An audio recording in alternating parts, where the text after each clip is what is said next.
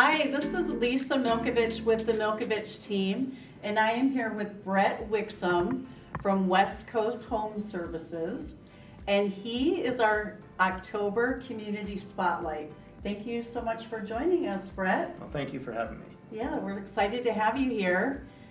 We'd love to share how we met Brett. So, as you know, we're the real estate team, the Milkovich team, and his company specializes in roofs.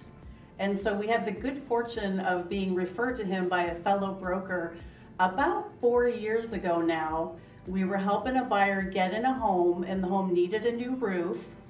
We negotiated a new roof as part of our negotiating skills on that contract, and we found Brett, and he actually replaced the roof after closing, so we put that trust in him that he got paid before closing, and then they did the roof right after closing because there wasn't enough time to get it done before that closing. So since then, we have literally referred every client that needs a roof to his company. We love Brett. He's so fantastic to work with, and he's also currently doing Christine's home. So we not only trust him with our trusted clients, but we personally use him as well. So thank you so much for just being such a great business. Oh, well, thank you very much. We're very happy to work with you and your team, both with yourself and Christine and Jill. Thank you. The communication with you guys is excellent, and we always feel real confident working with you as well as your clients. Thank you so much.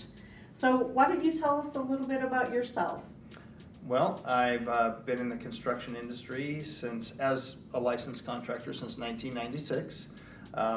Once with a partnership, and now with an entity that is owned solely by myself. Okay. Well, my wife, she's got a little hand in there too. That particular entity, we've been at it since 2010.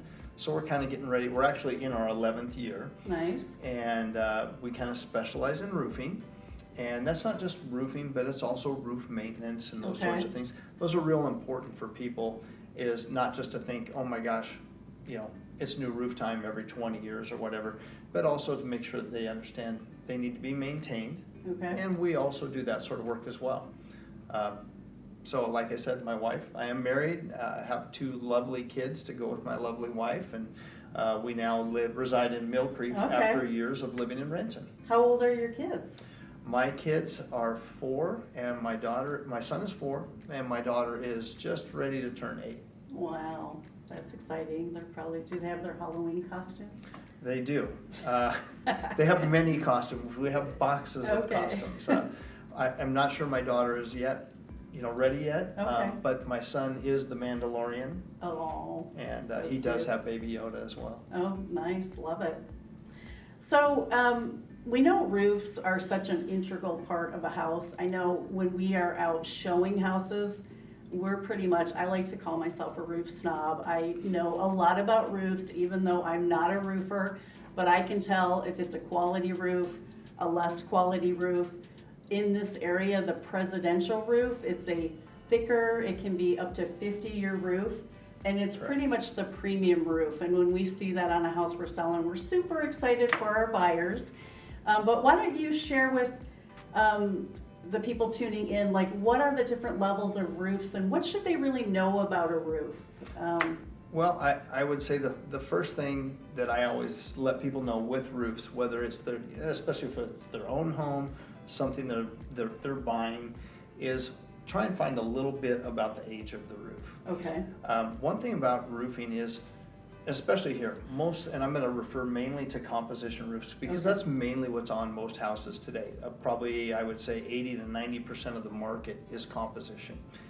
And composition roofs, when you take them out of the packaging, age quite rapidly. Okay. For about the first 6 months. Then they go dormant for years.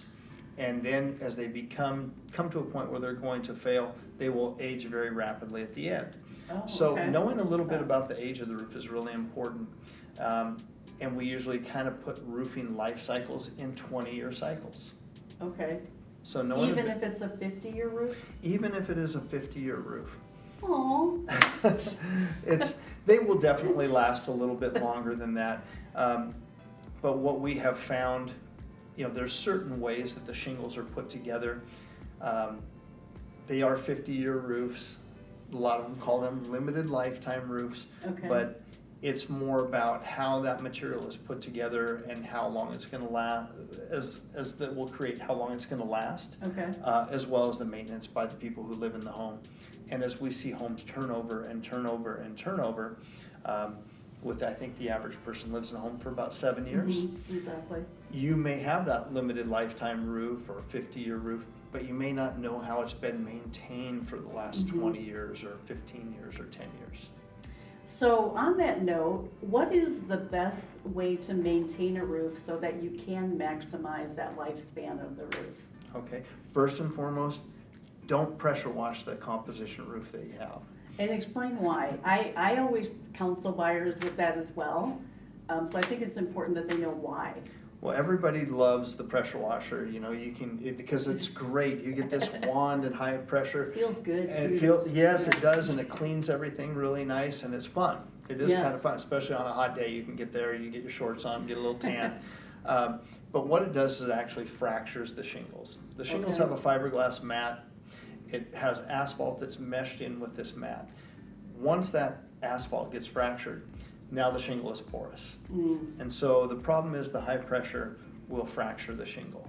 And then doesn't it also make the granules fall off? Yes, it does. It will take the granules away, and that is your UV protectant as well as the appearance. Okay. And once the UV protectant's gone, that too, even if you didn't fracture the shingle, now the sunlight's going to affect that.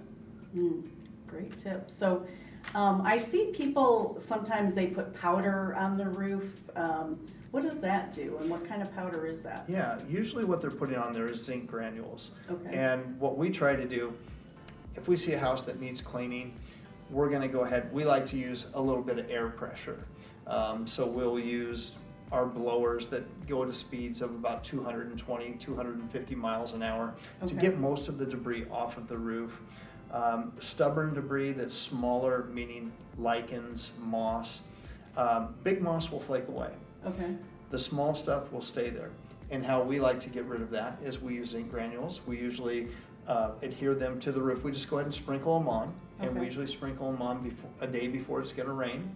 And then let the water wash it in, and that will do the trick. And it usually kills the moss. And within about a month, some good winds will blow that moss off the roof. Okay. And so why is it important not to have that moss build up on the roof? Well, the moss can damage the roof in a couple different ways. Okay. One is it adheres to those granules. Okay. As it starts to grow, it's going to embed itself into those granules. And then when you remove it, it pulls the granules with it. Then Okay. it's going to expose the asphalt a little bit. The other way that it can affect the roof is it can grow on the edges and the seams of the roof. And as it can work its way underneath, it can affect the sealant of the roof. And then what happens, we get a nice windstorm, you got loose shingles, you can get water intrusion, or you get shingle blow off. Okay. And I have seen that shingle blow off with a 3-tab roof. I think it's pretty common. That is like the lowest quality roof. And I frequently see where they've been repaired. So it seems like a roof that wind really takes those shingles away. Sure. Have you seen that? Yes, we see that most frequently. Usually, even a 3-tab roof can be a good quality They roof. just don't look good though. They, you know what? This is the roof snob in you I coming up. know. I But really we like gotta that remember, presidential roof. we have to have something for everybody's That's budget. true. That's true. Okay, but with the 3-tab roofs, the reason why you do see that a little more frequently is because the tabs are loose. Okay, and usually the reason why we see blow-offs is the sealant has gone bad underneath, Okay. which usually tells us it's time for a new roof. Okay. So if you see that patch job up there and the roof is 17 years old, it's probably getting close to time to replace it.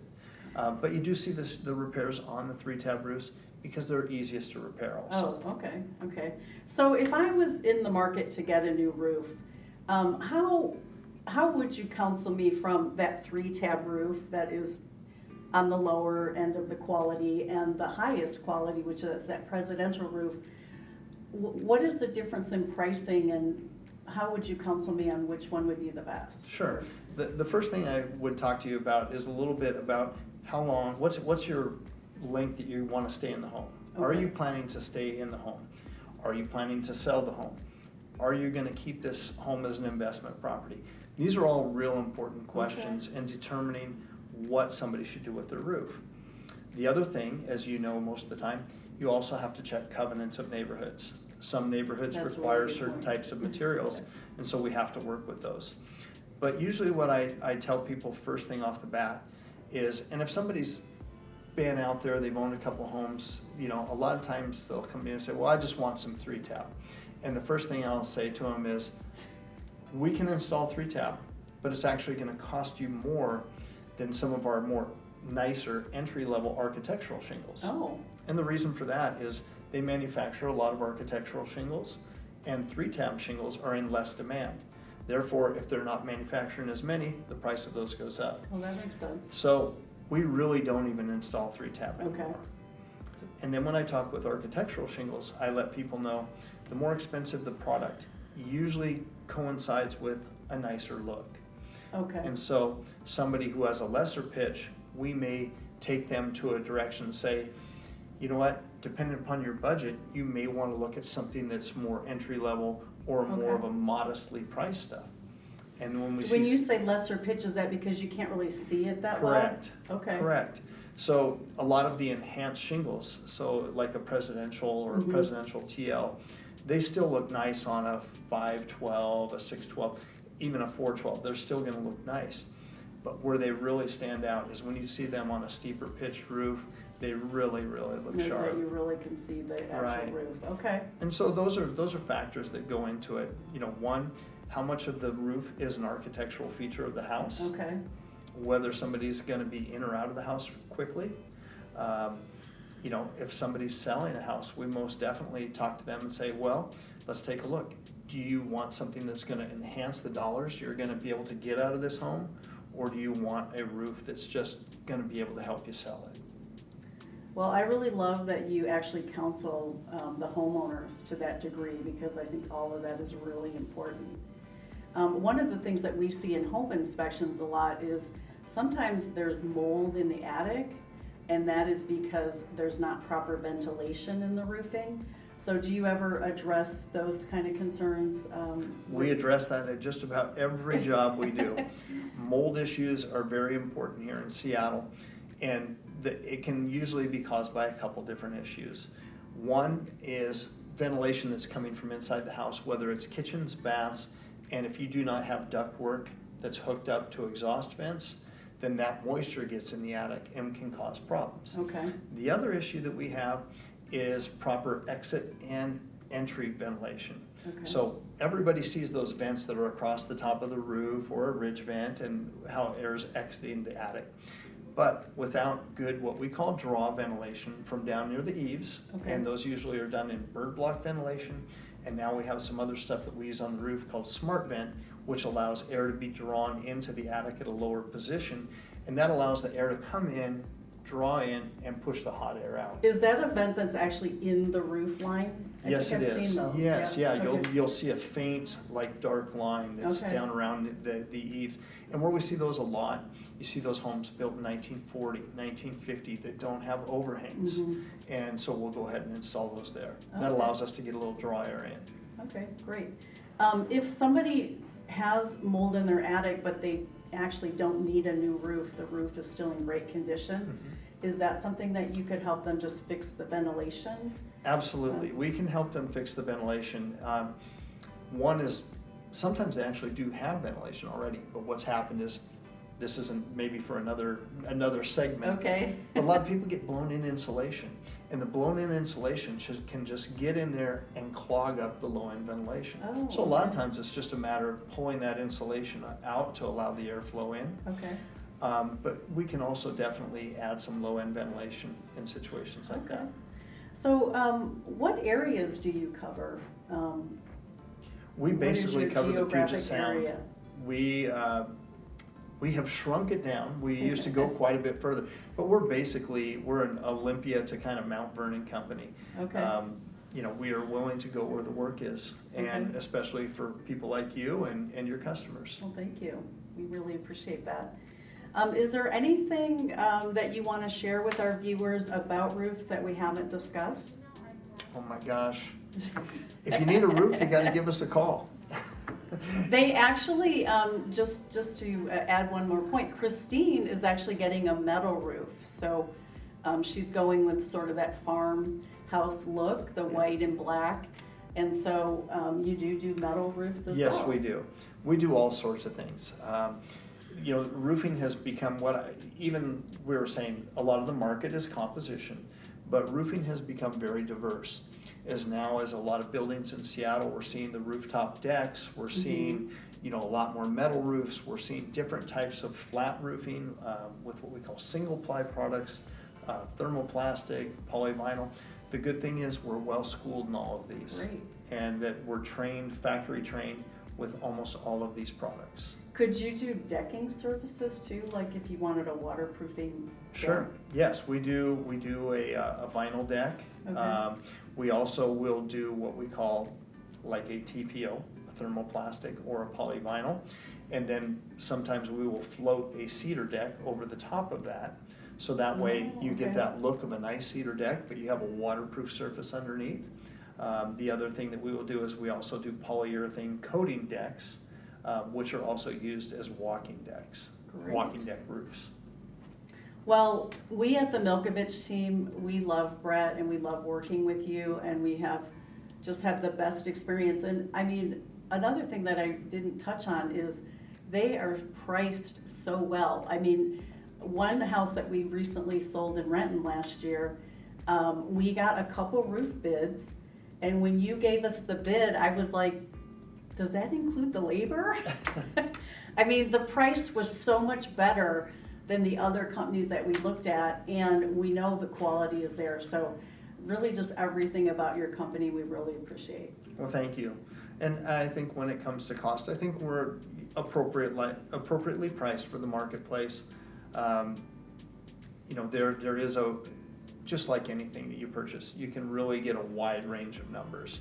And we think we're appropriately priced to be able to make a fair profit, do quality work, and provide good service for our customers. And we feel that we're getting all of that every time. I mean, really, it feels like a great value.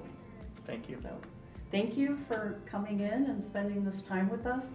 We just really want to continue to promote you and your business. So it's West Coast Home Services. Brett's website and phone number will be on the site here. So thank you.